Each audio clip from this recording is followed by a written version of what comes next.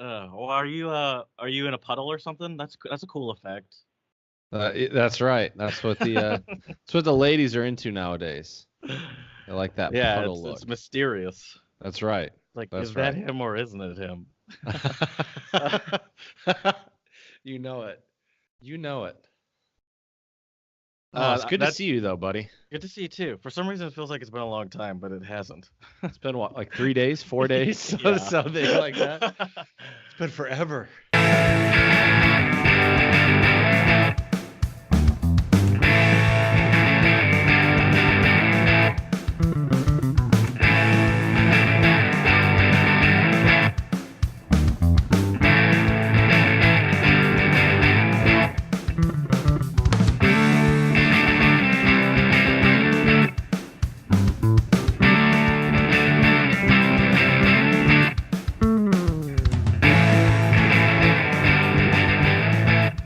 Hello and welcome to the Untranslatable Podcast.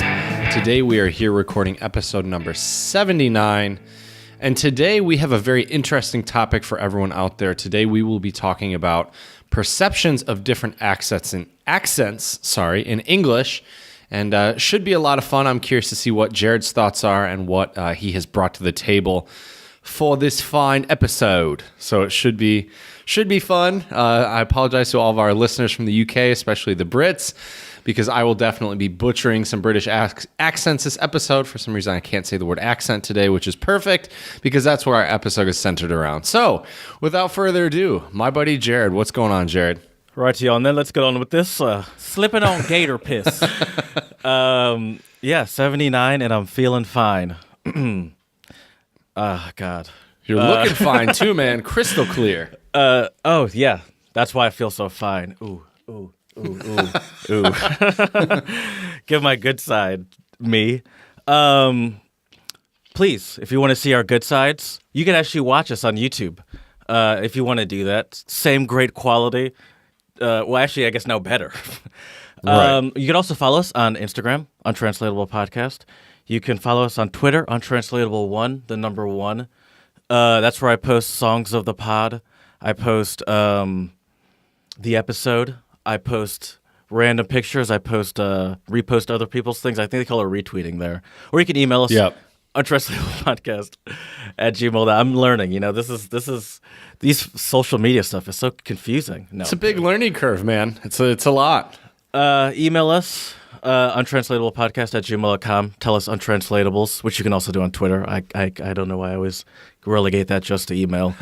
But, most importantly, Spread a little love. 5-star reviews on iTunes and Stitcher. So today is Sunday, and yesterday on Saturday I went to go see a movie. I'm still a little shook. Oh, really? Oh, okay. Can you guess what was the movie I went to go see? It's a new one that just came out, I'm assuming, yeah? Mm-hmm. Yeah, at the movie theater with the reclining seats. Ooh, Washington style. I like it. The guy next to me, though, his seat was broken, so he had to sit there like a peasant in the upright position. Oh, poor guy. Poor guy. I have to be careful with those seats because I never go fully back because I might fall asleep. This movie, though, I would not have fallen asleep. One, because it was 1 p.m, and once you hear the movie, I'm trying to think what movies came out. I have no idea. Jordan Peele's new movie, Us. And I haven't even heard about this.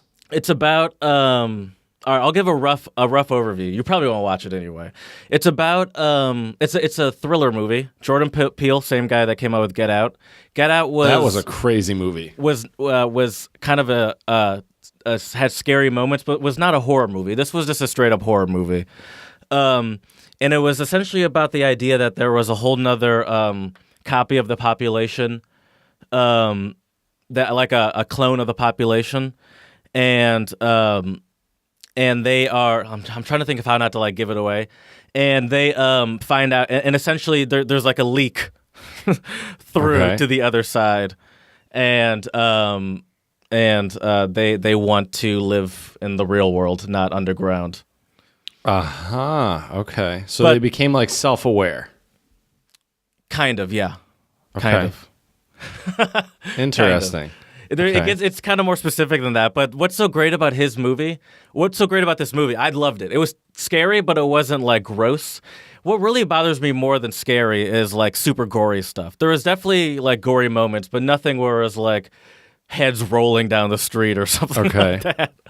It wasn't like The Purge or something like that as far as disgusting goes. I've never seen The Purge. I just assume it's gross. I think Saw, for example. I have seen or Texas Chainsaw Massacre. I have Both seen of the those Saws. are. It's not that kind of gross. Gory. It's just people are being murdered. That's happening. It's a little scary, for sure. But what's great about it is he has a great way of like slowly letting the plot out over the movie, where you're constantly going along with something but not fully sure why or what's happening, and then just little pieces get revealed. And then honestly, to a certain extent, there's obviously a crescendo in the action in the movie, but he's so good at leaking out little bits of information that I think to me the main crescendo is the last like minute of the movie. And it's just, interesting, and it's all very subtle. And what I love about his movie as well, and I think this was similar in Get Out, but it's even. I mean, I'm not good at symbolism, to be fair, so I'm already slipping on gator piss. But the symbolism is like key in this movie, where like, there's obviously like most thriller movies, kind of the normal lead up, where it's like a normal, almost happy-go-lucky movie where something's eerie about it. That sort of standard lead up, too good to be true kind of thing, or. Right, where everyone's having fun except for one person, essentially. One person's like, I don't feel right, and everyone's like, oh, come on, we're in Santa Cruz. And she's like, I don't like it here. She's like, oh, come on, we're at the beach. Who doesn't like the beach? Right. And she's like, oh, I feel like someone's following me. Come on, family vacation. Don't worry about it. And it's like, yeah, clearly something's going on. But like, so you have to pay attention to like, there's like, say... There's like a family, which is the main family. Then there's like maybe 10 to 15 sort of other characters, varying in importance. And all of them have at least one thing about them that's like a symbolism to later in the movie. Like they always go back to I don't want to, you're never going to see it. Can I give you an example? Yeah. I mean, I will probably watch it, but I'll still watch it. Never mind. Don't worry about it. Don't worry about it. Give it to us and the listeners. So, for example, one of the friends in the movie, she talks about how she got a little plastic surgery in her face, and later the clones, these clone people, they're essentially trying to kill these people. You'll figure that out pretty quickly. I'm not really reading anything there, right? And her clone is like staring in a mirror, like randomly cutting herself in the face, and you wonder why. You're like, why are you just cutting yourself in the face like that? Because of the plastic surgery. But then you remember at the very beginning of the movie where she talks about how she got a little plastic surgery. And so the clones kind of experience everything that the people do, but they're not really. It's just weird Sounds symbolism. Wild. Weird symbolism. It's called Us. Yeah, and it's kind of scary, but it's not. It's more like psychologically scary than like right. It's gross. Like a thriller, like you mentioned. Right. So, it's good. So you were on the edge of your seat for most of the movie. Is that safe to say? At the edge of my recliner, yeah. I was slithering out of my recliner constantly. There you go. Nice. But I give it the Untranslatable Podcast seal of approval. Nice. All right, I'll have to check it out. You know what movie I went back and rewatched was Walk the Line with Joaquin Phoenix, where he plays Johnny Cash. Is that how you say the name? Joaquin Phoenix? I have no. How are you supposed to say it? I would say Joaquin. Okay. But I could be wrong too. I like Joaquin Phoenix. Hey, that's a good one. We have different perceptions and different accents. What can I say, man? That's true. That's a very good point. Joaquin. But yeah, I've never seen that movie before. I honestly don't know much about it. You're not a big Johnny Cash fan, though, are you? No. All right, I didn't think so. I mean, is it a scary movie? It's a biopic of Johnny Cash's life. And Joaquin Phoenix plays Johnny Cash. I got you. And he learned how to sing and play guitar and do all that stuff for the movie, which is stuff. Can you tell like the actors that do that, and then the actors that I'm sure you can tell the ones that do and don't, but can you tell the ones that do but did it better than others? Like, oh, this person did it, but they just like learned like C chord and G chord. Oh, you mean playing guitar? Because right. Singing, I mean, I'm no vocal coach, so I'm not singing the seems right easier to also not fake, because they're both pretty easy to fake, I guess. Right. Well, I mean, I guess for me as a guitarist, computers are good. I try to. I'll usually catch myself if it's a movie like Walk the Line or also A Star Is Born with Bradley Cooper and Lady Gaga. By the way, I have something to say about that later. Keep going. Okay. I do tend to look at their hands. Always have, probably always will. I'm kind of weird like that where I think in general I tend to look at people's right hands because if you play classical guitar, you have, fingernails on your right hand. Mm-hmm. But I think a lot of movies they do it okay justice. It's tricky. And it's hard to say if they're actually playing it. What the craziest movie though, if you want to watch mimic guitar playing because he didn't learn it. It's called a movie called Crossroads, and it's with Ralph Macchio, and it tells the story. I'm sure I'm not going to watch that. It's a decent movie. There's a really badass guitar duel at the end. It might be, but I have a feeling I'm not going to watch that. Probably not. But hey, some of our listeners might. And what it's about is it's about. Well, actually, it doesn't even really matter what it's about. But anyways, he didn't play any of the guitar in there. The guy who he duels with at the end, his name is Steve Vai, absolutely world-renowned, famous guitar player. Before. Yeah, he's fantastic. He did all the playing, and Ralph Macchio, I think he mimicked it, and it looks somewhat realistic. But anyways, what did you want to say about A Star Is Born? So, as I've mentioned, I get most of my best movie watching in on airplanes. Mm-hmm. And on the flight back from, I forgot to mention this. I don't know how I forgot to mention this. On the flight back from Berlin, I watched A Star Is Born. And I'll tell you what, that movie is the cheesiest shit ever. I predicted that entire thing. I was like, this is so predictable. I'll tell you this, disclaimer. It was on the person next to me was watching it. I was just watching his screen. So I didn't actually hear any of the words. Well, then you gotta actually watch it. And I was like, this shit is cheesy as hell. I was like, it seems so predictable to me. Well, you know why it's predictable, though, right? Because it's been remade like 3 times or 4 times, there maybe. You go. And it seems like just a standard sort of star turned has been story. So give me your visual only synopsis of A Star Is Born. What happens? Walk me through it. Well, I can tell you the entire plot of the movie. All right, let's hear it.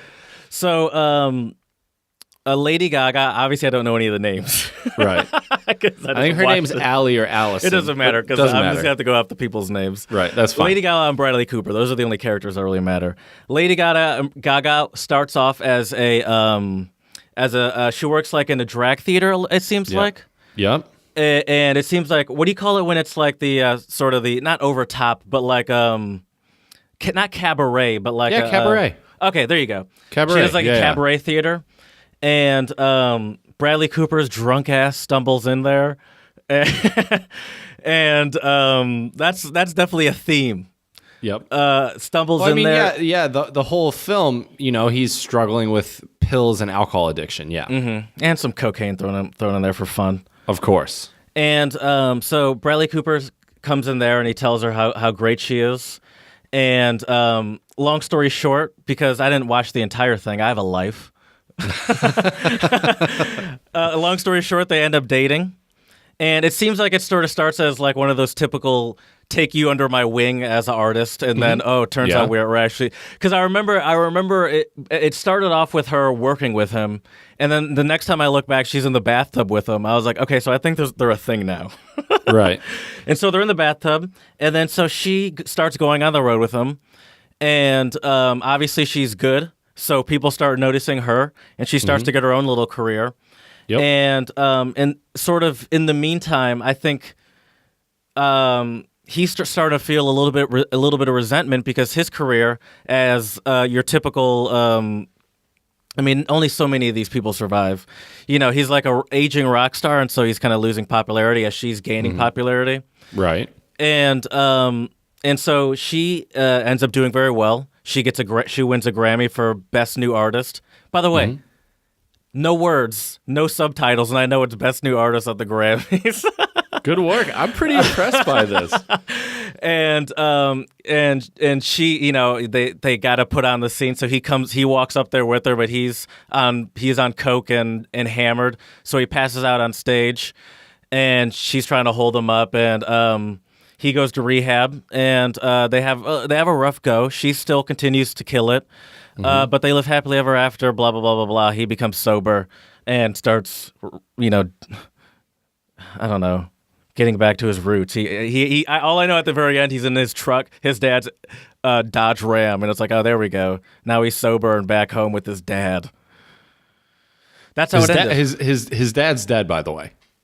I missed that part. Was that just like a flashback or something? So you didn't was catch that a the actual. flashback? That was his older brother. Oh, all right. Well, that's how old he looks. That's how old he is. Yeah. But how was that? That was good, but you missed the saddest part of the entire movie. He killed himself at the end. Spoiler alert. Sorry to all of our listeners who haven't seen it. He kills himself at the end. Yeah. How he hangs did he himself hang in his garage. Maybe I did see that. I don't remember. Yeah. I don't know, because I didn't even get the final. I know why I missed it. He was watching that movie, like that movie was ending like as we were landing. So I think I kind of zoned out. Gotcha. Yeah. So I think he turned it off early. And what's interesting about it though is I guess Bradley Cooper received a lot of flack for not, like, I guess a lot of people were like, well, you could have This is used based this on a film true character. Well, it's based on an old. I think the first movie came out in like the 50s. Okay, but it's not based on anyone specifically. I don't think so. No. And the whole reason why he kills himself in the movie is because he feels that he is hindering and being a burden on his family and on his wife, which is Lady Gaga's character. Because he gets sober, comes home. She says, "Yeah, I just want to spend time with you. I'm going to cancel my summer tour to be with you. We can work on music." And he feels that guilty. Makes sense. Now that I hear this, that makes sense. Yeah. But yeah, that's what all that talking was that they were doing. It's so funny though, dude. You and I, this is why I love doing the podcast with you. You and I have such different views. Like, I really enjoyed the movie. It just seems too predictable to me. Yeah. Like, I've just seen this movie so many times. Like, this is just maybe it's a good movie, but to me it's just, and maybe you like it because your mom told you look like a drunken Bradley Cooper.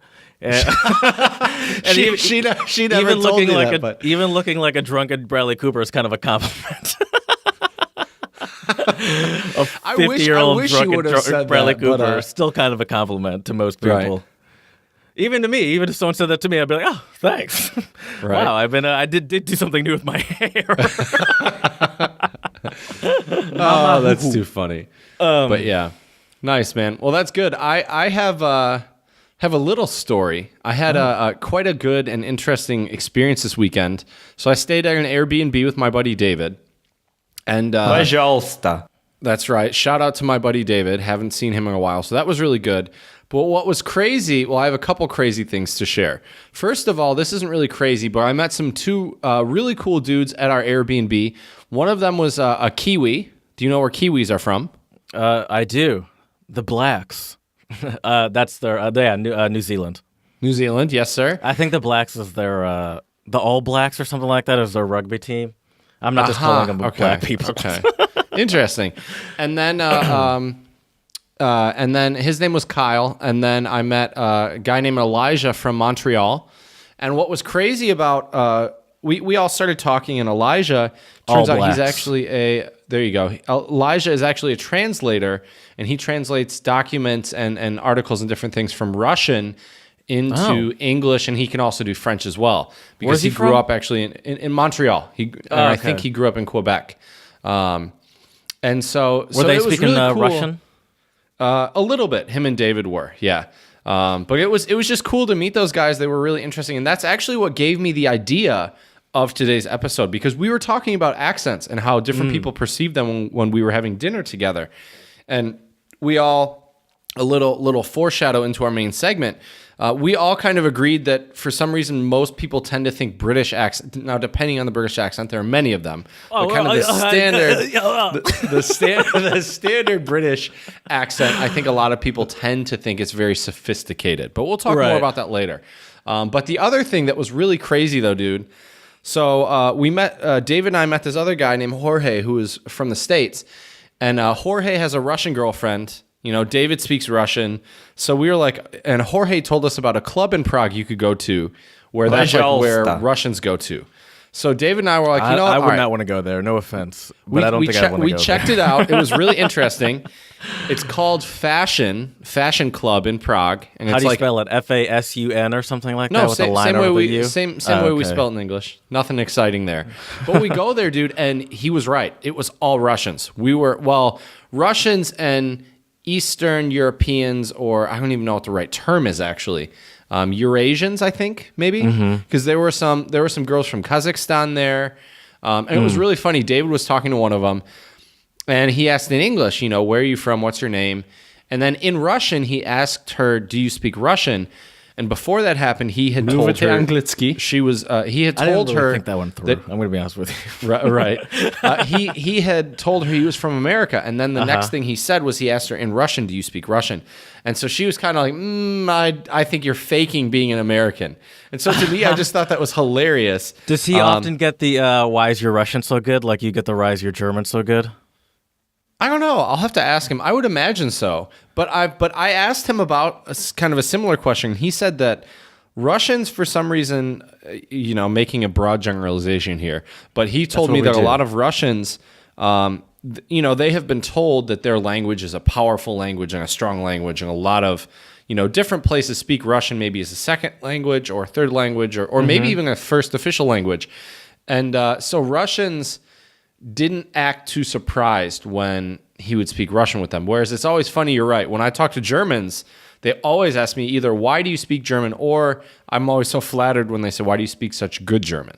Yeah. Yeah, the nice why do little you stroke speak on the German's a ego. little more aggressive.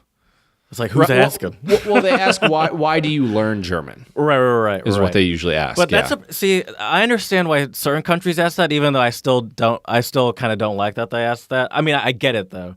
Right. But it's like German's a pretty big language there, Chief. It's like it's not that uncommon of a language for people to learn. Right. And what's really funny especially is for Americans, I think. Oh, definitely. And a lot of Americans have German heritage, which is why they want to learn it. They had an Oma or an Opa, grandma or grandpa that was German speaking or whatever. But what's really funny, is Johann. Right. I love your middle name. It's such a badass middle name. But anyways, what was interesting though is I talked to the host of our Airbnb who was Czech. And when I told him I was learning Czech, he laughed and he goes, "Why are you learning a language where only 10 million people speak it?" Mm-hmm. Which I had never really thought about it that way, but I kind of explained to him, look, the fact that I can understand and speak a little bit of Czech, there are some similarities with Ukrainian, with Slovak, a lot of Czechs that were around when Czechoslovakia was still a country. They understand Slovak no problem, and vice versa. Yeah, there are some different words, slightly different pronunciation for things, but I think it's really cool when you learn another language and you can. It kind of helps you pick up bits and pieces of other languages. Right. I'd say there's two things. One, the obvious answer is because I live here. And it's a perfect opportunity to learn a language that I've never been. I'm fully immersed in it, and I've never. Yep. Thought I don't know anything about it, so why wouldn't I learn it? And two, not every sort of decision like that in life is made so rationally like that. Or else everyone would be driving Toyota Corollas or whatever. Right. It's like who's making decisions purely based off of statistics and statistically speaking, the best decision for it's like is that how you want to make all your decisions? Right. Maybe I just find Czech more interesting than I don't know, whatever other language it is. Right. I'm not even going to say anything. 'Cause Right. That's a good call. I think too, at the same time, we like to think that we're logical. We're not logical. No. We do a lot of things. We might do things thinking that it's the right thing or it's the logical thing. I'm waiting for the silver jumpsuits, though. We're all just wearing that. Well, this is the most energy efficient piece of clothing to wear. Exactly. Well, Jared, do you think it's time to spread a little love? There we go. It's all right. A little lag. That's okay. I'm sorry. Do you have any shout outs for this episode? Love. I don't. I don't. But okay. It's hard because I think sometimes now I'm nervous that we're gonna have the same ones, and I'm like, I want them to be just as organic as they would be before I knew your secret source. Oh, are you using my secret source now? I look at it, but some of those Okay. most of those seem too cheesy to me. I was like, I wouldn't talk about any of this stuff. Well, This is you too know, cheesy. I embrace the cheesiness. So there you go, dude. That's a good rule of thumb. If you think it's cheesy, I'll probably talk about it, and you don't need to worry about it. So my Exactly. first one goes out to the state of Michigan, which the state of Michigan now has barred LGBT discrimination in state adoptions. So any type of foster homes or adoption agencies, if they discriminate against LGBT couples, they will not receive state funding, which I think is great. Yeah. And for Spread a little love. those religious listeners out there who, at least I have a good friend of mine who's very religious, and he me, go told me, ahead. well, you can't, if you're an LGBT couple, you can't raise your children because they're more likely to be gay and blah blah blah. It's like, first of all, I think Did you any tell him child, to SMD? well, I think any child deserves a home with two loving parents. And to me, I don't think it matters if that's a man and a woman, two men, two women. Is this a transgender conversation you parents. had with someone? Yeah. They told me that they don't Who is think. it? That's in Czech Republic? No, American back in the person? States. Back in the States. Okay. Yeah. And here's the thing. Like I said, I think as long as there are two loving parents, I don't think it should matter what their sexual orientation is, what their gender is. I'm sure there's lots of conservative people and very religious people who are cringing at the thought of that. But But that's it's just almost my just 2 so cents. much denial to the all the physical and emotional damage happening in all of those households as well. Right. And How about and- you look within? Exactly. They're not hurting anybody. So yeah. All right. My next shout out goes out to former U.S. President Jimmy Carter because he has now reached a historic milestone. He is the oldest living president or former president in the history of U.S. presidents. Okay. And he also How old is seems he? like a genuine good guy. Like he helps build houses with his wife. They volunteer a lot of their time and their resources. And he just seems like a general good guy. So shout out to you, Jimmy. How old is he? I knew that you were going rude? to ask me that. 94. Refer to last episode. 94. 94. That's solid. Yep. Wow. Yep, and it's doesn't crazy he, to like, see have pictures of farms and him- Stuff? What? I feel like I've heard stuff about him and related to farms. So this is funny. He had a peanut farm, and he ended up selling his peanut farm before he became president. So there were no conflicts of interest. And now, if you look at our current president, that the same cannot be said. So there you go. Yeah. Well, I think our current president would say Jimmy Carter's a fool. Probably. What was he thinking? Right. Exactly. And my last shout out goes out to the Indian Navy because they have rescued over 192 people in the cyclone hit Mozambique. Damn.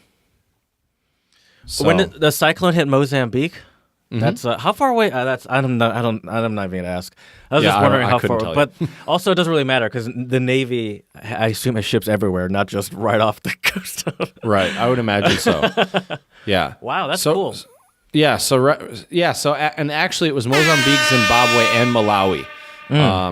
So the Navy has rescued more than 192 people and provided assistance to 1,381 people in medical camps, which were Okay. set up by the Navy. So big shout out to the Indian Naval crew helping out all these people in need in Mozambique. And here at the Untranslatable podcast, we also send you our good vibes and hope everything will be good in the near future for everyone Spread a little affected love. by that. So, Jared, that was our shout outs for today. Do you happen to know what time it is? I always know what time it is, and I'm always on time. Never too late, always on time. I assume you have a Czech one at least. What? How many? I do, but I want to start off with a Dutch one because Okay. when I was in the metro in Prague this weekend, there was a mother and a daughter who were Dutch, and I heard them speaking Dutch, and so I was like, ooh, I want to do a Dutch untranslatable this week. So, my Dutch one for you is, here we go. Is that it? Let's onder de knie hebben. Oh wait, say that again. I think I know some of it. Let's onder de knie hebben.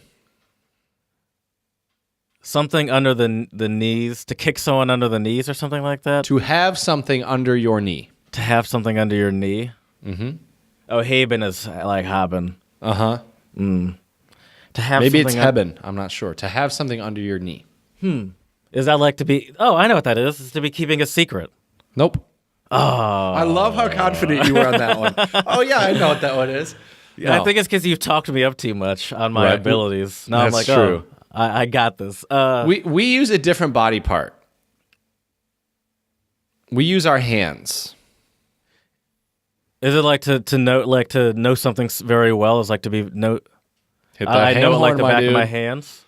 Yeah, it basically means to have mastered something. Yeah. It's under my knees, huh? Yeah, I mean, I to guess I have it- kind of get to it. have it under your knee. Mm-hmm. So, well, I'm gonna let you do yours first, and then I want to do mine separately because I made a game out of this. Ooh, all right. I have a couple as well that I want to ask you after these as well. But all right, my next Okay. one. I have to give a special shout out to Pavlina, who is one of my Czech friends here in Chomutov. She gave me this one today. And here we go. Ty mě taháš za fuzekli. One more time. Ty mě taháš za fuzekli. It's hard to say. And it means you're pulling my sock. Oh, is it like you're messing with me? Like yanking my chain, or you're like pulling my leg? Pulling my is that what it leg. is? Hit Thank that you. ham horn. Yes, sir. This is like a speed round. It is. I am a professional. You are. This is why you make the big bucks, Jared. Speaking of being a professional, though, shout out to Nino, one of our friends. We know him both quite well. Uh-huh. We've spent a lot of good time with him. He has some Sicilian in his family, and he passed along some untranslatables to me via Instagram, Untranslatable Podcast. However, well, this is what he did. First, he sent me just the Sicilian phrases, and I'm like, thanks. He's like, let me know if you need the translations or anything. And I was like, I can probably translate them, but it would be useful to know what they are. Right. And then he sent me back just the the literal translations, which turns out is actually very useful because Google Translate does not have a Sicilian choice. Okay. But I'm not gonna go back to him for a third time and be like, whoa, and now explain each one. This is not his job. He gave us these. Right. So instead, what we're gonna do here is we're gonna try to decide together what they are. Ooh, all right. I like this. Teamwork makes the dream work. I wrote down guesses for myself, just so speed this along a little bit, so we're not just sitting here. But obviously, these are just guesses that I thought of right before we started recording this. The first one is these are all Sicilian, which is I guess is like how would you explain it? Like I don't want to say an offshoot of Italian because I think it's a someone might dialect come of get Italian. me. Oh, okay, I think that's fair. so I'm not slipping on gator piss. I don't think so. Okay. We'll find out if we get an email from some Hey, Sicilians. how dare you disrespect my family like that? Many fregista. Jesus Christ. So I also, and one thing I had to do is he also this one is the number one, and obviously it's different depending on the what do you call it when it's male or female? The gender? The gender of the article. Yep. And so I just had to guess because it's padre that it's probably unu instead of una. That's just a guess. Okay. Unu padre può supportare cento ragazzi, ma cento bambini passante. Se porto un padre. Unu padre. Ooh, you said that nice and smooth. Did I? I felt like it was slow and clunky. Okay, maybe a little. I'm sweating. And what does that actually mean? It means one father cannot support. One father can't support 100 kids, but 100 kids can't support one father. I think this just means that you gotta listen to your father, listen to your dad. I mean, I'm ham-horning you based off of my guess. That's my guess too. Okay. That's what I put. I said essentially respect your elders because, like they support, like they All can of you. support a lot of you, but you have no ability to support yourself. Right. Which I'm sure most children probably heard in some capacity as a child. If Oh, definitely. that any parents worth a snort. All right. All right, I have another one. Also Sicilian. All three of these are. Ci arriva per let me start over. Ci arriva per primo bastoni bandiera. And it means who gets there first sticks the flag. Excuse me, I should have put some punctuation in there. That punctuation is important. Who gets there first sticks the flag. Early bird gets the worm. Essentially, yeah. Yeah. I put winner takes all, but Okay. who gets there first sticks the flag. Yeah. It's sort of like who gets to the moon first gets to put that America flag in the moon. That's right. One more. You're doing great, by the way. Thank you. According to me, the Sicilian expert, because one of my friends gave me some Sicilian words. One more. Quando arrivi, scrivi. That's my favorite. I like the way that sounds. Sounds good. What does it mean? That's by far my favorite, and I think you might actually be able to figure this one out a little bit. Let me say it one more time slowly. Okay. Like I said it fast the first time. Quando arrivi, scrivi. When you arrive, and I don't know what scrivi means. It's kind of a cognate to English a little bit. Really? I would say so. Well, Not- I'm assuming quando arrivi means when you arrive or Yes. when they arrive. Yeah. Yes. When they arrive, they scrivi. Give it to me. I have no idea. Scrivi is right. When you Oh, arrive, like scribe. Okay. there you go. When you I see. arrive, you will write. And apparently it originated, this is according to Nino, our Sicilian correspondent. Mm-hmm. During the 1900s, when Italians were moving to the States, it was sort of it was something you told the people, your family leaving to go to the States. Okay. Quando arrivi, scrivi. When you arrive, write. So when you arrive, you gotta. When you get there, you gotta tell your family you made it safe. Exactly. So I Right? assume, So I could totally imagine like his parents or grandparents or Sicilian family still using that today because it just rolls off the tongue so nicely. Quando arrivi, scrivi. Yeah, and it makes sense. Like I could see if my mom was Sicilian, she would definitely say that. When I moved over here, it's like keep in touch, stay in contact, don't be a stranger, something like that. Well, yeah, I mean, my parents definitely, when I first got my license, which for those of you that don't know outside of the U.S., we get our license at 16 because we're more responsible than everyone else. That's why. That's one way to put it. No, but we do I get think our it's because license we at have 16. bad public infrastructure And for public transportation. essentially my entire time of being in high school, my parents said, whenever you go anywhere, you have to tell us when you got there. And definitely in my senior year, I'm not bragging here, but I got a little lazy with it. But they definitely did hold me to it through most of high school. Quando arrivi, scrivi. Right. Quando arrivi, texti. Well, That's Jared, the 21st century version. I got a couple British sayings, and I want to Right. see if you can decipher these. So here Bring we it go. there, mate. The first that was more Slipping on Australia. gator pits. All right, so I mean, this they one say made in England too. they do. Yeah, you're right. So they lost the plot. They lost the plot. Oh, it's like man, I understand what I think I understand what they're saying, but it's like you don't understand what I'm saying. Like you can't keep up. Nope. Okay, I'm not even close. Like you're an idiot. You're stupid. Nope. It Have means you lost the plot? it means you lose your cool. You get very angry. Interesting. I thought by plot it meant like you lose your place in the story or something like that. No, I think it just you lose your. It's like you lose your Lose lid your or something cool. like that. Yeah. I think we say that. Yeah. Yeah, lose your lid. All You right, lost so your plot. this one's kind of funny. Let's have a chin wag.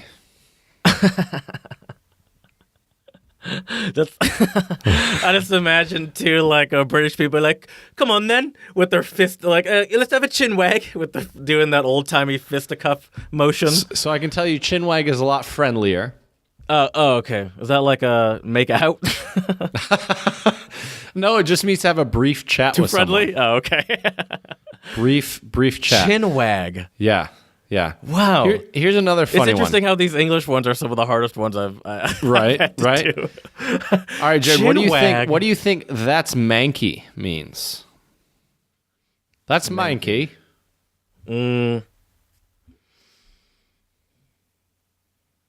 Manky. Like ridiculous?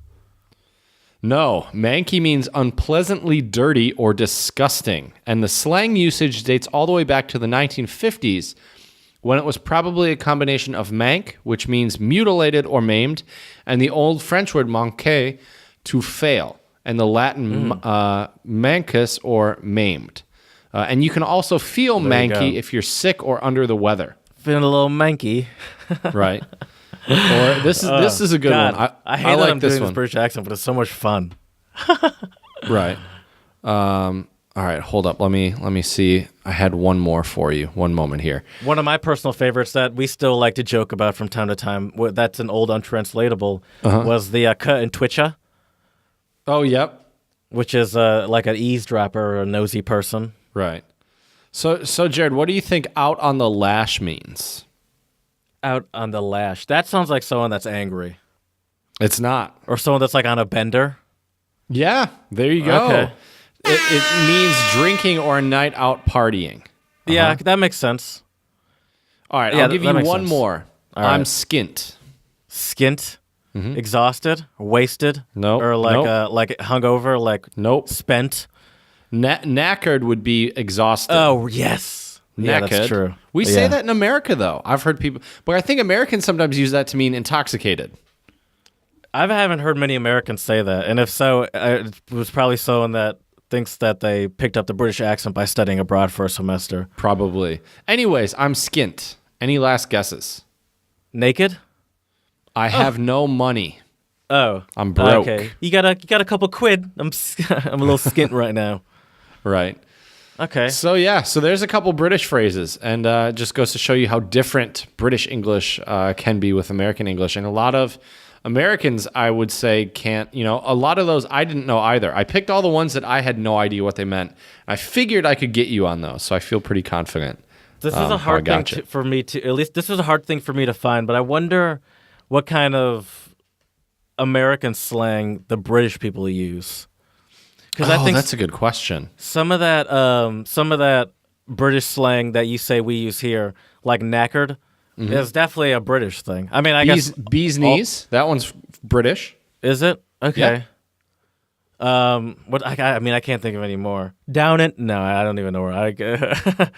Yeah, I don't know. But I wonder if they have any, or if that's because, well, I think there is the sort of the stereotype that the American accent's kind of the dumb English accent. Right. And so I wonder if that is how they feel in England. If they're like, what are you doing using that dude or whatever. Well, they say dude. That's a bad example. Well, that is a good example. Dude. Do Dude's they kind use of American, dude? isn't it? Oh, it's for I sure feel like- American. I feel like Started I've seen in California. Dude be used in, but I've seen British TV shows before. And they've used dude. Interesting. Okay. I feel like Okay. it. Now you're making me feel self-conscious. Well, so Jared, let's move on to our main segment, and I want to give you some fun facts about how linguistically diverse the UK is. Okay. So, in the States, in North America, so I guess also Canada, in the United States and Canada, there is one accent per 10 million people, but in Britain, there is one accent per 1,300,000. So it goes to show you how much more linguistically diverse British English is. And what's crazy, so the UK has about a little bit less than 60 different accents. The US is more near like 40, and Canada has about 10. 10, really? Different That's accents. interesting. I also heard that stereotypical sort of classy, fancy British accent that everyone talks about is only natively spoken by a very small percentage. I believe it was definitely. 2 or 3% of English people actually sort of it's not that popular of a accent natively, really. Right. And the accent you mean is the Queen's English, as they There you call go. it. Yeah. And right here, it's funny. The Queen's English is generally used in American films, but it is not as widespread as you would actually think. So only 2% of British people speak the Queen's English. And it's also not a regional accent, the Queen's English. And it was adopted by the BBC in broadcasting as like the standard accent to use in 1922. So like when you audition or get hired at BBC, they're like, you have to speak Queen's English. Well, it's kind of like how reporters generally in the States speak with more of a Midwestern accent. Hi, I'm here, and I'm. It's like, it's a very specific tone that you have to go to, right? But I guess it's just it is to a certain extent, the most, just enunciating is all it really is. Right. Oh, definitely. Well, it's funny. What accents, Jared, do you think are viewed as the most attractive in the United Kingdom? Well, the Queen's English. That's number 2. That's number 2. Is there like a posh? Is that a different one? That is the posh accent. Oh, okay. It's not Cockney, is it? No, definitely not Cockney. But the most attractive accent, and this is all coming from a website called McGowan's Transcriptions co.uk. So, and I don't know where they got their data, but Southern Irish is viewed as the most attractive accent, then the Queen's English, and then Welsh. And the least attractive accents are Brummie, which if you know Ozzy Osbourne, that's like a Brummie accent. So is Ozzy Osbourne, is he not a tough person to... Is that an accent, or is that just not years of drug abuse? I thought that was mostly years of drug abuse. I think it's a combination of both. Okay. But I feel like this is a bad example because I was like, I don't know, like he mumbles a lot. Do they all mumble like that?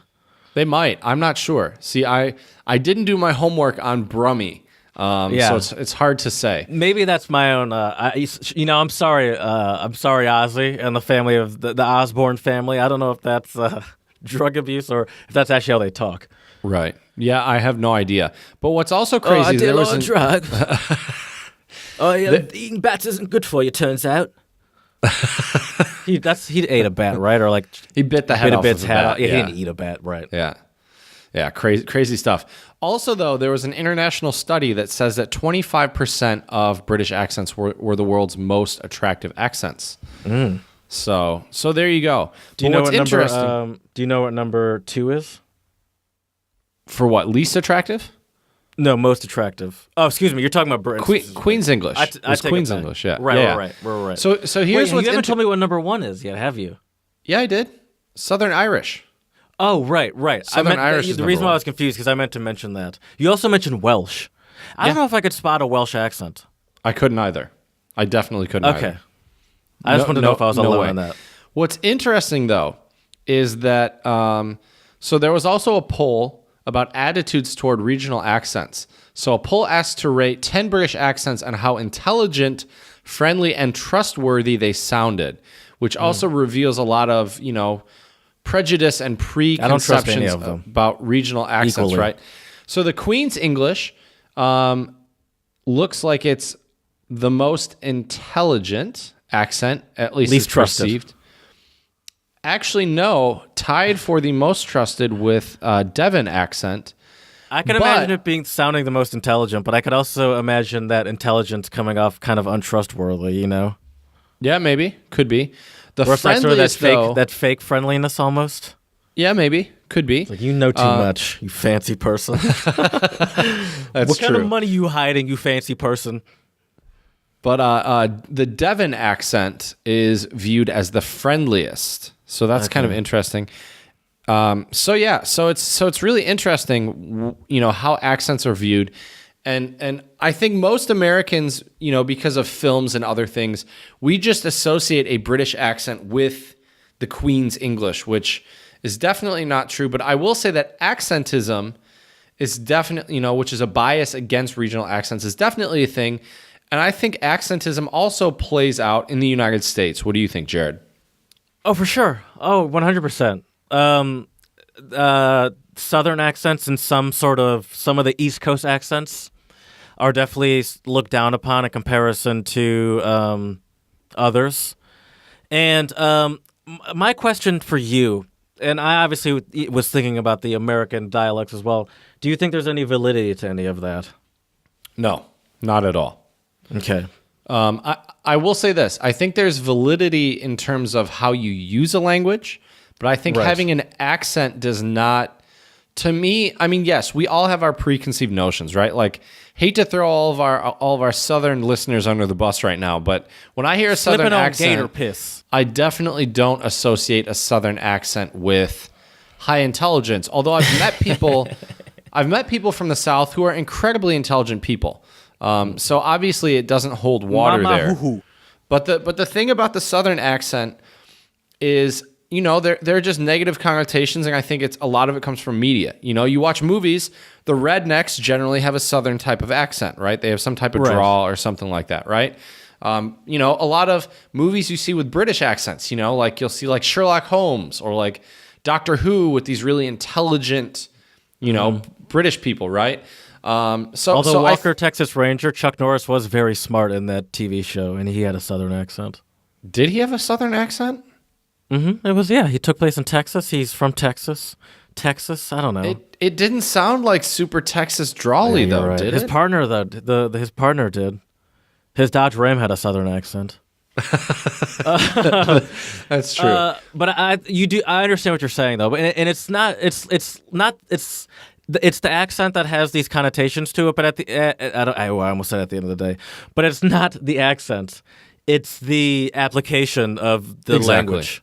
So you could, I mean, it's more about how terrible your grammar is, more than anything. And maybe in media, some accents have more of a connotation to that because that's how media portrays it. Right. If you were to look at like Beverly Hillbillies or something like that, or like for example, I don't know, Good Will Hunting or something like that. Look, all these fancy Boston people with their books and stuff. Right. And people claim that, and people do claim that the Boston accent is similar to most similar to a British accent as far as American accents go. Do they? Okay. Yeah. I mean, I guess I could kind of see that, especially. I'm saying it here, and I'm sticking to it. All right. I'm not gonna let you back me down off my point. Well, I see where they draw some of the similarities, right? Like they don't really pronounce their R's in Boston, right. Like they don't say car, they say ka, right? Mm-hmm. So I could see, but I wonder, is that closer to wicked? British, or is that closer to maybe like Irish? Because isn't there a really, really large Irish population in the east of the United States? Yeah, I guess so. The East I Coast? guess so. Yeah, maybe it is closer to Irish, but which is interesting though. So I was talking to Elijah, who's from Montreal, a couple days ago, and we came to the conclusion. We figured out where the aboot in Canadian English comes from. Do you have any guesses where? How'd you figure this out?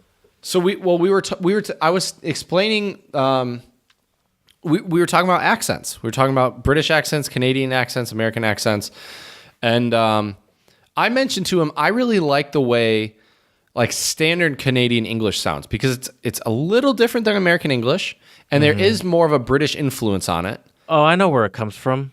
Where does it come from? The French. No. All right, keep going. No. That's a good guess though.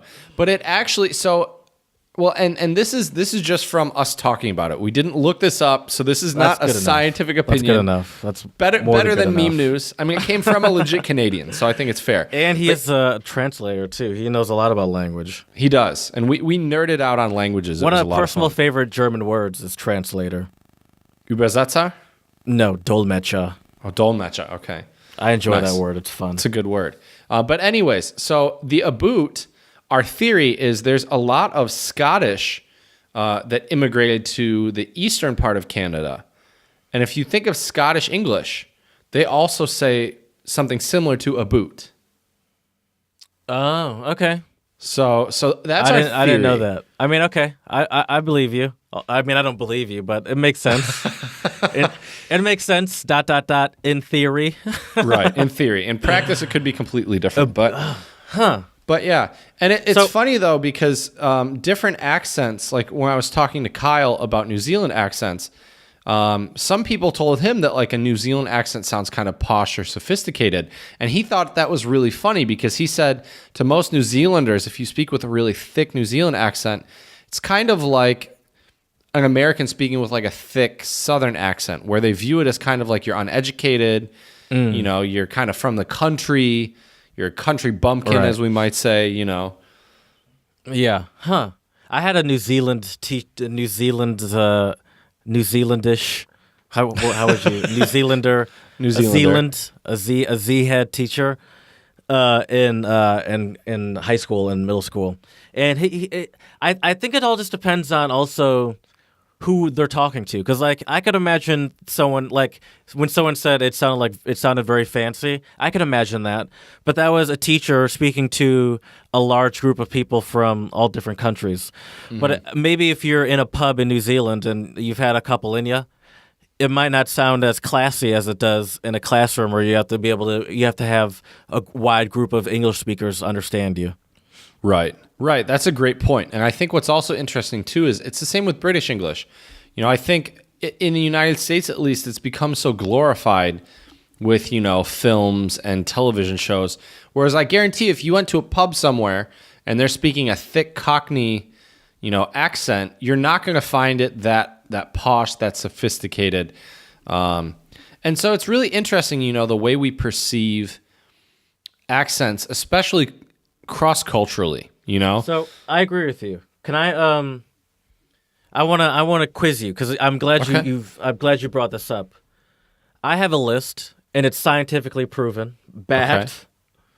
That's kind of a joke. It's actually not at all. But it's done by Babbel, which is obviously a language company. They do translating software and Right. and stuff like that. And they polled hundreds of people. Hundreds of people across Europe to determine which American accents are the most favored.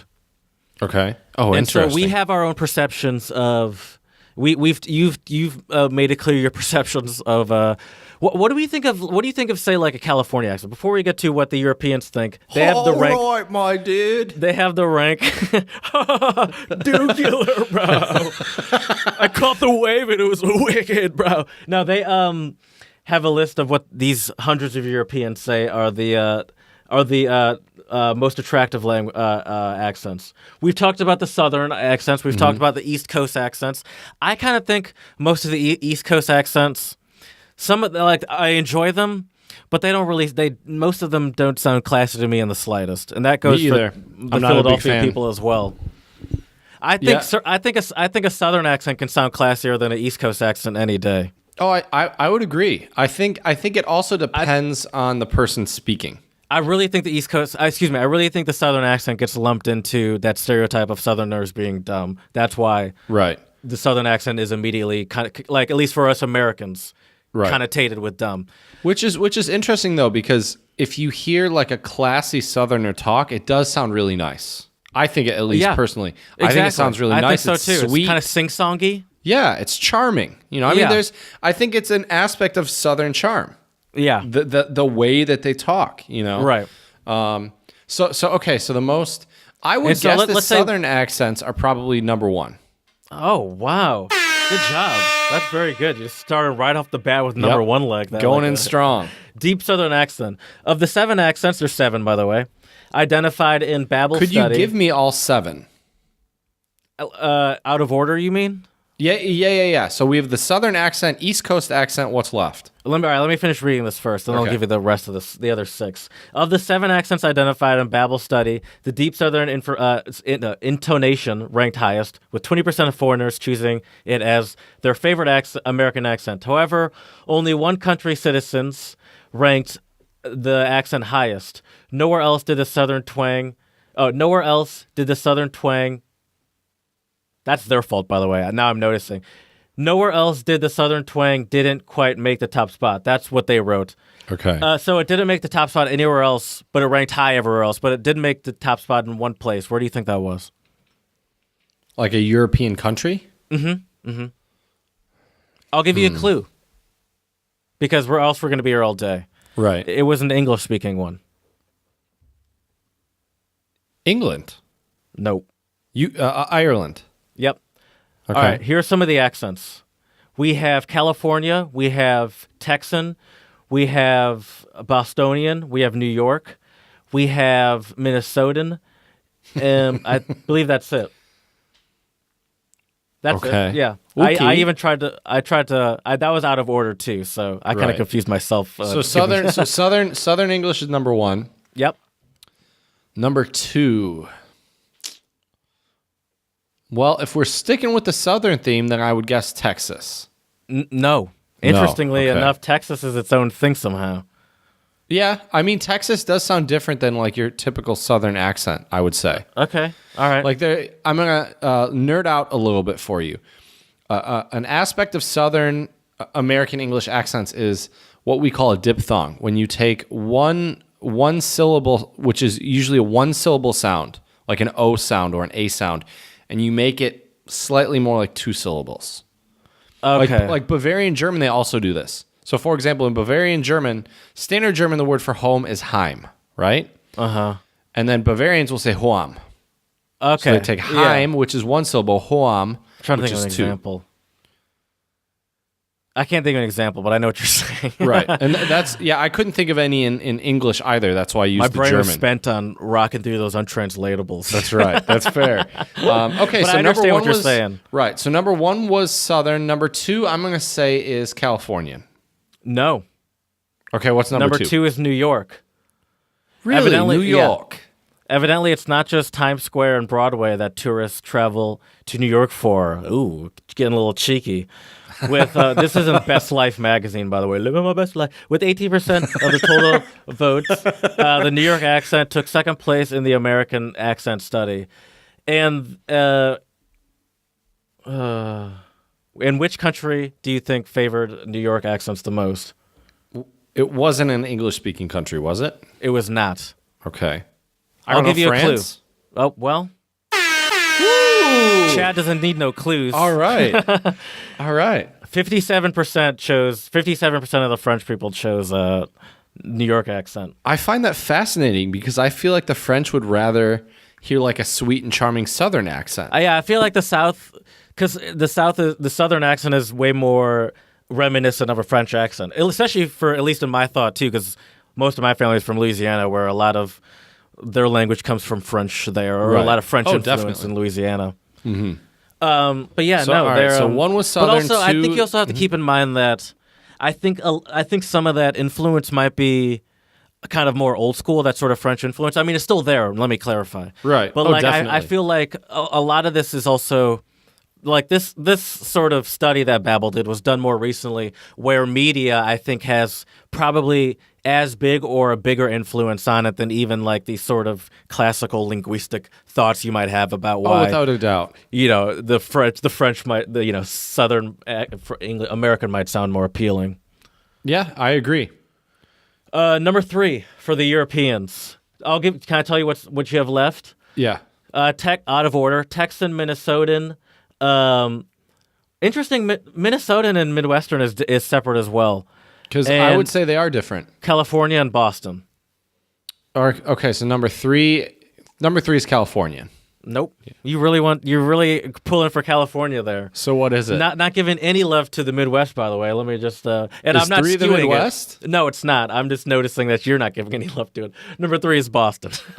The Europeans, Really? yeah, I don't get that either because I cannot. I'm sorry, but I cannot stand Boston accents. Slipping on gator to me piss. the Boston accent is the New York accent is aggressive, but I think the Boston accent is more aggressive to me and less charming than the New York accent. Oh, I agree. Okay. And I think the Boston accent in general to me, and this is sort of a weird connotation to have with the Boston accent, but the Boston accent seems to be shriller than a New Yeah. York accent. I always more think of yelling Mark or something, Wahlberg or more- when I think of a Bostonian Good news accent. for Mark Wahlberg. The Bostonian accent took 3rd place amongst foreigners. That's the first line in this Best Life what? article. Oh my God, that's great. Okay, so number 4, I'm going to go with Midwestern. Californian. Yes. Okay. All And- right, my dude. Who do you think 2 countries were big fans of the California accent? I think Germany. No. One of them was an English-speaking country. One of them was one of those fancy standard of living countries. Those are my clues for you. So England. Mm-hmm. And Sweden? Parada. 2 for 2. Wow. Okay. Yeah. They're especially fond of the California, Southern California specifically. Okay. All right, what's accent. 5, Jared? 5 is Texas. Okay. And they not everyone in the U.S. is especially fond of the thick Texan accent. It's hard to understand. But that isn't to say everyone in the world despises deep among and they don't say who like that one. And then Midwest is 6. And then No Minnesota, love for the Midwest. Minnesota is number 7. So, But see, I think Midwestern English accents, I think that is kind of why a lot of, at least Brits might think that American English sounds kind of, doesn't sound classy. Let me put it that way. Because the you think we're more Midwestern, to do with that than the Southerners. The Southerners is more media. Ours but is more the way we talk. The Southern accent to me, like I've said, unless it's like a redneck talking, to me a Southern accent is really charming. Whereas Midwest, it's kind of dry. It's kind of, it's not that exciting. I think the Midwestern accent is also the stereotypical nasally accent. Mostly, I was just going to say the same thing. As Absolutely. I realized, as I said, nasally accent, it really highlights it. But that really accents the that sort of feeling that I think other people might have. Oh, absolutely. And I think the Midwestern accent is easiest to hear with a lot of those A's, right? Oh yeah.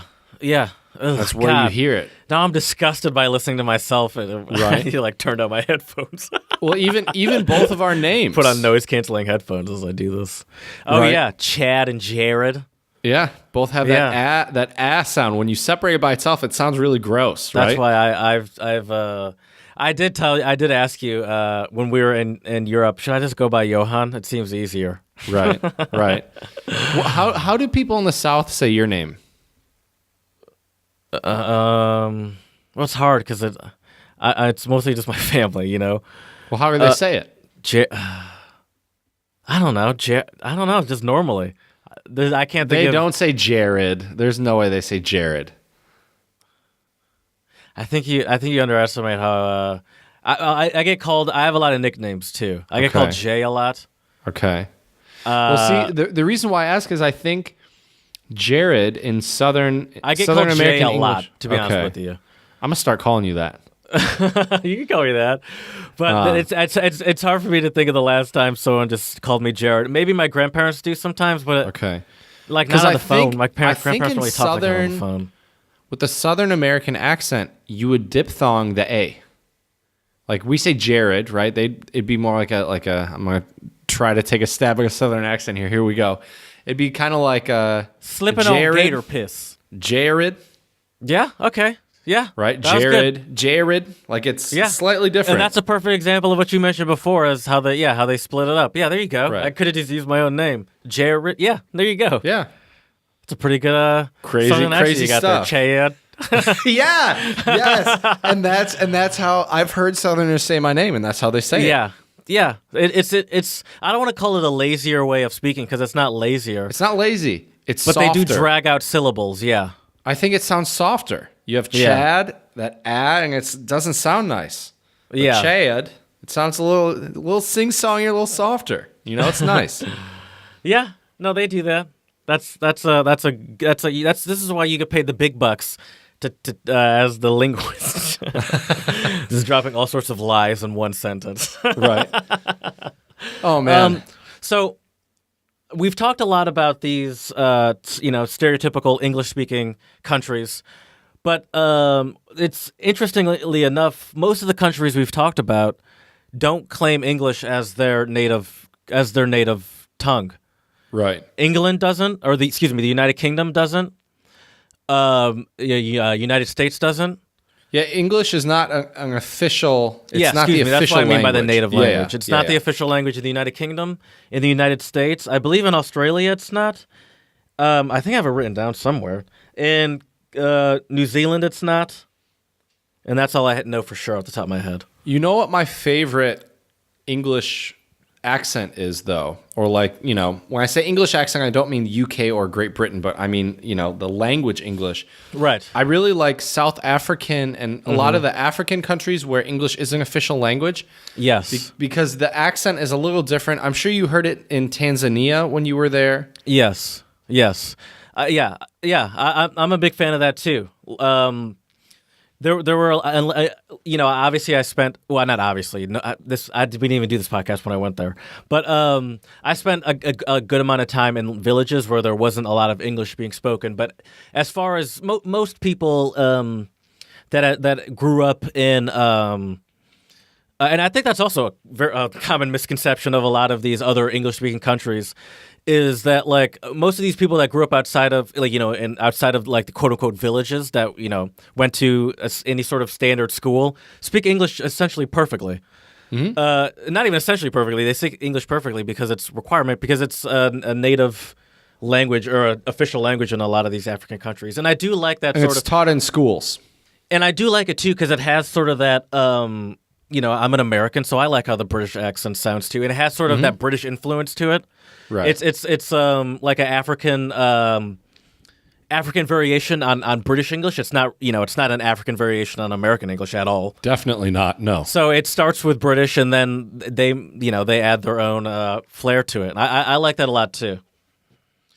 I think that's the beauty of language, is how it evolves and changes over time. Yes. And it's really kind of a shame that we put people into certain boxes based only on their accent, I read about a study where there were two people. One of them was a white person. One of them was an Asian person, and they said different voices, not different accents, by the way, different voices, but they said the same thing. And the white person's English was considered to be better. Some people even thought they heard an accent when there was no, like, a different accent, some sort of Asian accent. Really? When there was no Asian accent applied to it. Huh. And there's all these sort of assumptions put on. And a lot of that also just comes from ignorance of not even being aware of how many. It's interesting too how people are like Americans are so gung ho here about people speaking English, and learn our language, but then a lot of those people are simultaneously unaware of how many of these people their native language might actually be English. Right. You just like see a different skin tone or something and assume that they're speaking some foreign language. Yeah, it's some not quote right. unquote foreign language. So I have the list of countries that speak English by population, and we're gonna do some more guessing here. Sounds good. Oh shit! No, we're not. I'm sorry, I messed up. I mean, we can do it, but it's not in order. I just realized. That's all right. I like games. I'm a child, and I need these things to keep myself. So the United States, there are the eligible population. This is as of about 20, I believe 19 actually. I think I read. So from an eligible population of 296 million people, the total English speakers, how many would you guess are English speakers? As a first language. There's both, but we'll skip just English speakers because that's the majority. 283 million English speakers out of 296 eligible. But as a first language. Or you can do percentage as well if that's easier. I have no idea. I don't know. 60%. 79% of Americans, United States of Americans, speak English as a first language. Okay. Interesting. India, India's tricky because they speak a lot of different languages in India. Yes. But it is the official language of India. So I'd say 80%? Well, let me first start by saying the population of India is essentially 1 billion. It's essentially a billion. It's a billion and change. And by change, I mean 28,737,436. But what do you think the population of total English, the population of English speakers, and as a first language. As a first language? Yes. This is according to Wikipedia, by the way. 60%. No, much smaller than that. 20%. 0.2%. Wow. That's crazy.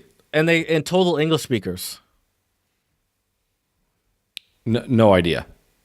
is 12.2 essentially. Okay. And I think that you have to kind of put that number into perspective with the fact that that's 125 million people that we're talking about there. So when you're dealing with a billion people, I think you kind of have to put it in perspective. Sure. Oh, definitely. Let's do an interesting one. Let's do one that is very close to you and I. Germany. 80 mil. The population of Germany is 80 million. Of the 80 million, how many do you think can speak English, percentage-wise, or population-wise, whatever you prefer? I got both. I'm versatile. I mean, definitely over 50%. I would say 60%. I'll give you that. 56%. Okay. That's 45,400,000. How many speak it as a first language? As a first language? Yes. Like 10%? No, 0.3%. Oh, geez, I wasn't even close. Okay. It's crazy. I got a little fact for you. In China, they say they have more English learners right now in the world than there are English speakers,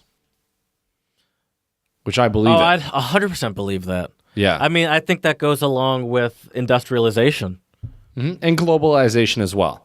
And in China, excuse me, that's what I meant. That's what I meant more than industrialization. Excuse me. And in China, I think they view, and I guess the industrialization of their country because its cities definitely. are popping out of nowhere. So I guess it's both. Right. And the thing with China, I think they view it as if you can speak English, you have a lot better opportunities for business and other things. And if you can speak English and Mandarin, you have a double leg up because Mandarin's probably the second business language. Oh, definitely, without a doubt. So, that's just a couple of them. We can do let's do. Oh, I want to do one more. I want to do Canada because that's near and dear to our hearts. Okay, but definitely. We don't know much about Canada. Spreading lots of love to Canada. Yeah, spread a little love. The population of Canada is 34,767,000 and change. How many speak English?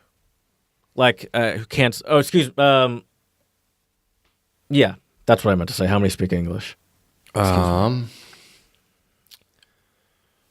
I don't know how big the population is in the French-speaking spots of Canada. I'm going to guess 70%. It's a little bit more than that. 80. 86% can't speak English. Okay. As a first language, though, is less than that. This is not as a first language. Right. That's just can't speak it competently. As a first language, what do you think it is? As a first language? Yeah. This one's kind of surprising to me. 60%. A little less than that. 50. 52. 52. Interesting. Okay. So 52 speak English as a first language. All right. Yeah. Well, what's crazy is, we met that girl from Quebec, and she spoke with a thick French accent. Right. But she also spoke perfect English because her mother was an Anglophone. Right. But she Which still I felt had like a French real accent. Fool for not knowing that term Anglophone. Anglophone, yeah. Yeah. Francophone, yeah. And she said that people also said that when she would speak French with French people with her Canadian accent, people would think she was either like she didn't really know French or she was mocking them or something. Right. Once again, accentism, my man. Once again. Yeah. And it's alive and well. I can imagine the French people having a lot of pride about their French. I mean, we know they have a lot of pride about their accent. We've talked about it before. About their language. But with that comes the accent. Oh, definitely. So I guess that makes sense. Right. I'm trying to think. I think that's all I have. Okay. Yeah. Well, Jared, I think it's time we talk some music. What do you think? Yeah, me too. You asked me to find you tasked me essentially with finding British hip hop, and I thought of some British rappers and hip hop artists that I was into. I was like, I guess I kind of like this person. Ooh, I like this person's song. But then I thought, 21 Savage is one of the United States' most popular British rappers right now. He was born in London, England, and he moved to Atlanta when he was 7 years old. Yep. And I would say that I'm not. I don't know if I'm going to necessarily say it's the most like the. Wait, I forgot what I was. Excuse me. I don't know if I'm going to say this is if hip hop is one of the most important genres for this, but I think it is one of the most important genres for sort of representing wherever you're from, and where you're from being a huge factor in your style and how people accept you. Right. I think people. So he moved here when he was 7, so everyone just takes him for an Atlanta rapper. And there was all the jokes when people found he got in trouble with the with immigration with for some sort of some sort of issue regarding his residency in the U.S. And there were a bunch of jokes about him being British and stuff, and they were mostly fun and games. But I think there is something to him, to that Atlanta if you're going to claim Atlanta, kind of having to sort of not fully, I'm not gonna say disconnect, but not really reference it because it doesn't really fit. I feel like the British, it's unless you find a way, I don't know. There's something to representing certain areas and how people perceive you, and how you and how you're perceived, especially once you're a popular artist that has representation and is signed and essentially uses you as a marketing tool to make money rather than a musician. But the song of the pod came out on February 3rd, 2019, and it's called A Lot. And the reason, featuring J. Cole, who I also like, so it's cool that I can shoehorn him into this. They spelled a lot as 2 words, as it should be. So I'm sure you were happy about that. Using the Queen's English as his guide. The reason I mentioned the date is because this song came out 2 days before he was arrested by... not arrested, taken to custody by ICE. Yep. Mm-hmm. And I chose it, one, because all that stuff I said before, and because I found myself bobbing my head along to it. And in a weird way, it's a great, not in a weird way. I was going to say in a weird way it's inspirational, but I'm not even going to say that. It's a great pump-up song because it does have a good message. Because he's talking about essentially... becoming successful and people doubting him, but him doing it in spite of that. And look at me now in spite of all of you people if you don't like that message, you're a liar. Right. People are like, oh no, I like to see everyone succeed, and no, I'm here to help everyone. I think everyone can at least relate or use that message as like a pump up situation to be like, yeah, I can do this. Yeah, I can make it. So I like that, and I love J. Cole. And I'll tell you this: his verse is straight fire. This is J. Cole is always great. This is the first 21 Savage is a rapper that would be considered a tattooed faced rapper. I kind of just assumed he was a mumble rapper, to be honest with you. I didn't realize you actually can understand what he's saying. Thick Atlanta / Southern accent. Yep. Yeah, it doesn't sound British. Well, obviously it doesn't sound British. A lot. Stacking my paper a lot. That would sound good with a British accent, though, man. It probably would, but it would be hard to claim Atlanta and then also rap with the British accent. Right, but, sure. So he... thick Atlanta accent. And this is the first song I've listened to him that I've actively... been aware that I was consciously aware was a 21 Savage song. Is that the right way to put that? Like I was like, oh, yeah, I am listening to a 21 Savage song, and I'm sure I've heard some of his songs before, but when I heard it, I didn't know it was him. And I was like, oh, this guy's not that bad. At least this song, I kind of like this. It's a great song. I love the sample on it as well. It's great. It's definitely great. I like the music video. He's the music video is fantastic. He's just with his family. And in his big mansion, and it's kind of just like a classy family reunion. It kind of looks like to me, right? Yeah. And I like at the beginning of J. Cole's verse.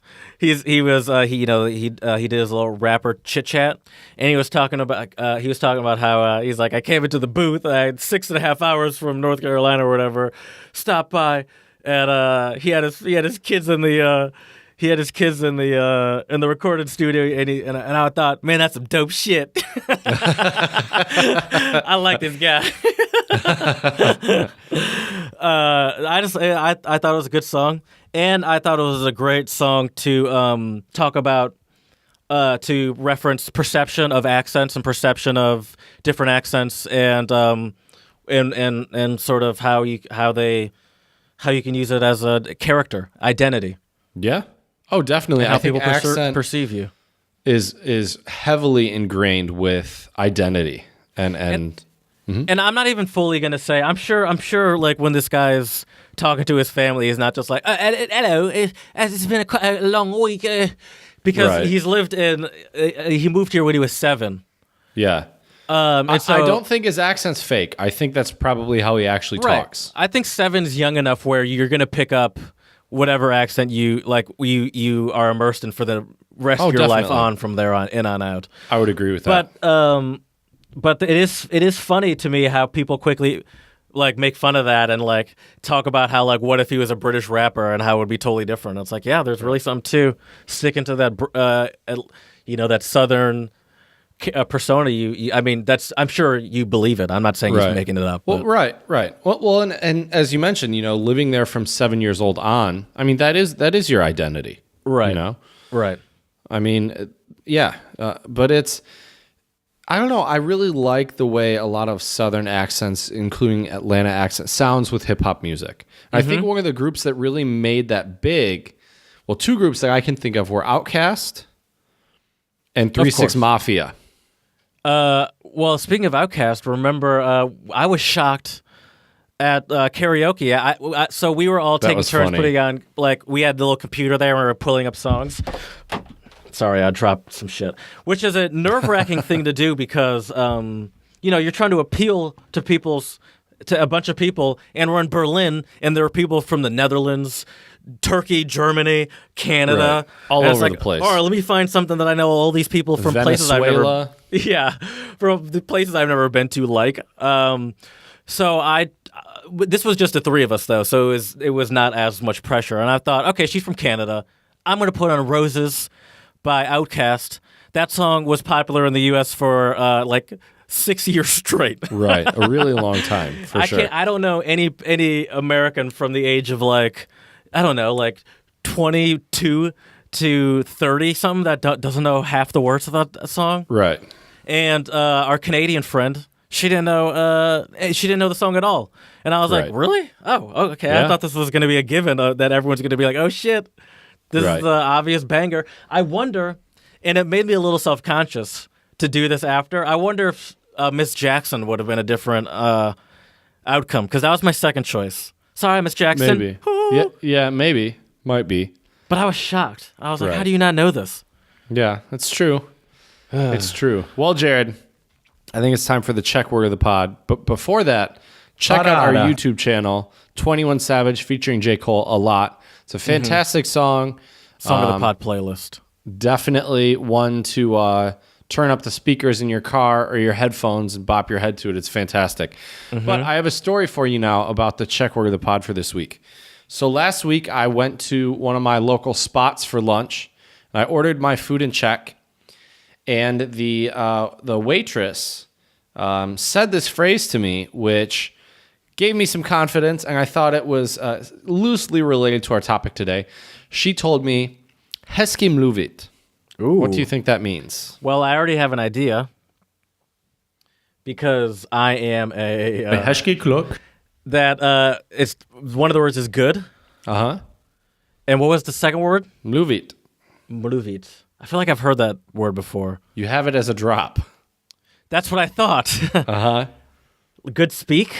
Yeah. And I don't know if that's the proper way to say it in Czech. That kind I of have sounds no like idea, but that's what untranslatable when she you just say it said. like that. Right. But that's what she said to me. She was like, "Hezky mluvit." Like, because she can hear my accent, Right. It's very obvious I'm not a Czech native speaker by any means.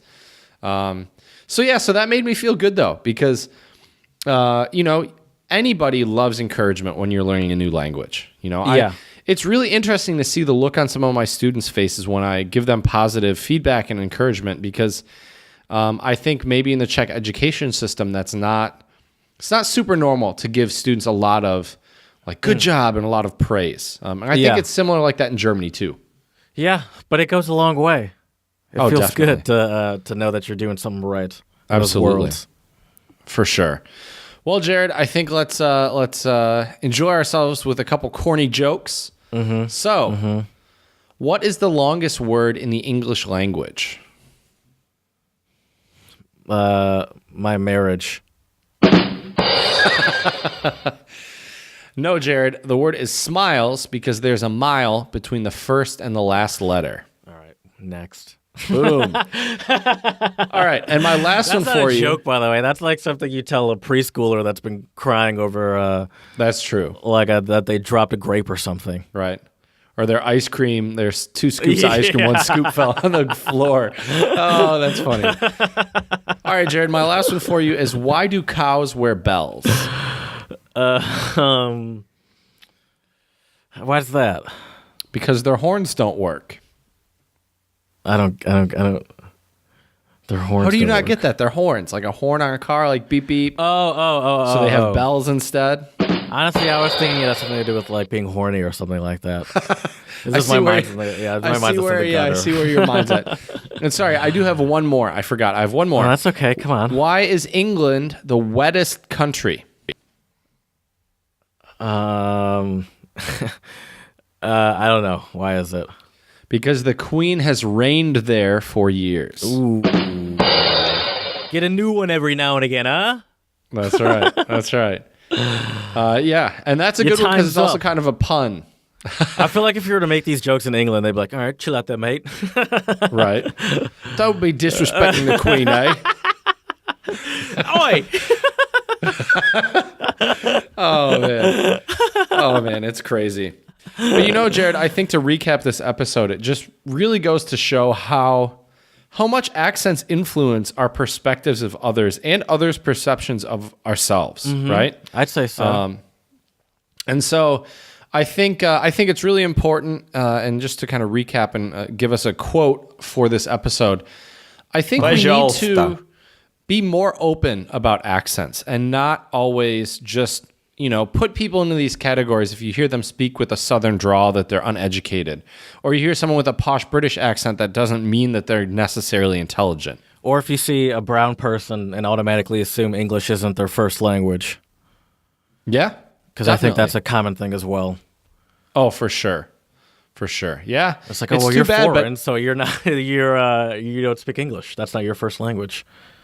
And it's Yeah. Well- and I think a lot of people don't even don't even look past the accent, where it's like, how do you don't even realize that this person is speaking perfect English. All you just hear is an accent and assume that Right. that it's not their first language. Exactly. Yeah, there's a lot of prejudices, unfortunately, with accents, and I think we need to try to get rid of those. Yeah. Yeah, But yeah. it'll be a long and tough journey. We'll see if we can. And I think some of it too is, it's also easy to make fun of people with accents. I mean, how many is fun. times? It definitely can be, for sure. But yeah, so to all of our listeners out Slipping there, on gator piss. first of all, don't be self-conscious if you have an accent. And I've always believed that if I'm talking to someone and they have an accent, if they're a native Spanish speaker and they're speaking English, for the monolinguals out there to make fun of them, it's really kind of a hypocrisy, because these people can speak 2 languages and they have Preach. an accent. You speak 1 language and you're just being an asshole. Speak on so it. there you go. Parada. I agree with that 100%. Oh, definitely. So spread the love to all those people out there with accents. Appreciate Spread a them. little love. Embrace them. And hopefully you can learn something from them. So we hope you've enjoyed this episode, learned a couple random facts and tidbits about accentism and how different accents are perceived regarding the English language. Quirky. We'll have to eventually do an episode, I think, in the future about how foreign accents are perceived by English speakers, because I think betcha. that would be a lot of fun as well. And let us know what you thought of our episode. You can shoot us an email at untranslatablepodcast@gmail.com.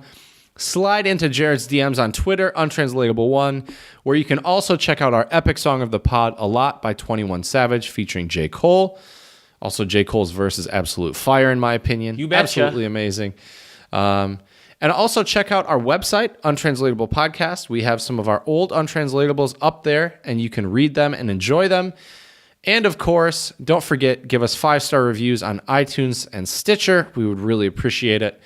And we thank all of you, our very international base of listeners, for staying tuned and being such great listeners. We really appreciate it.